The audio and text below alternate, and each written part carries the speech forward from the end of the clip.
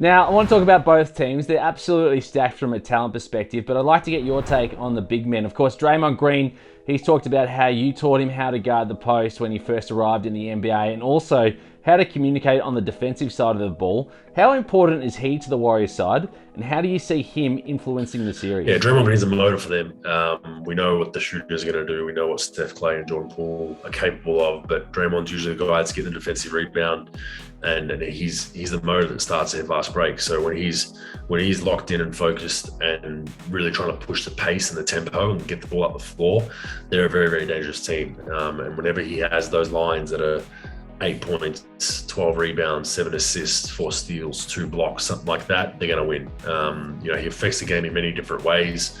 Defensively, he's very unique because he's deemed undersized as a 5-man, even a 4-man. But, they'll play him at the 5 spot, the center spot a lot when they go small ball lineup. So he will get tasked with guarding Al Horford at times. And yeah, I think he's their motor. I think he's their engine that makes him go. So when he has good nights, where that stat sheet is kind of filled in all different aspects, they usually win games. And what about Al Horford? I mean, he's been around for a while, but he's in career best form right now, bringing a wonderful mix of 3 and D and providing a big presence for the Celtics. How do you see him matching up against the smaller lineup for the Golden State? Well, I think Al Horford's one of the biggest that's capable of doing it. He's got a lot of length, really long arms, very high basketball IQ.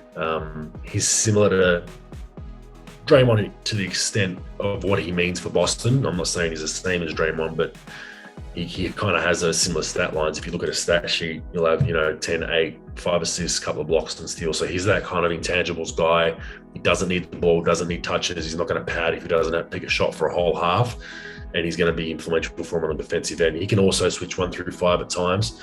So I think you'll see Al out there a lot when they go those small ball lineups with Draymond at the 5. The only other options they really have are to put Grant Williams at the 5 and go uber small ball back. But then the advantage is obviously with Golden State and the rebounding. But I like Al Horford's season. He's had a great season. A lot of people thought he was done a couple of years ago when he was went from Philly to OKC and they kind of shut him down, and he's kind of revamped himself in his twilight years. So it's been fun to watch. All right, Bogues, who's winning the title and why? I can't go past the Warriors. I think they're winning. They're going to go 4-2 for Golden State. They've been there before. They know what this is all about. They know the highs and the lows. Even just watching the celebrations after the Golden State clinched the final spot versus Boston clinching the final spot, there was a big difference there. Boston celebrated, very heavily, like they almost won the finals, which is great because it is a young team that haven't been there, so I get it.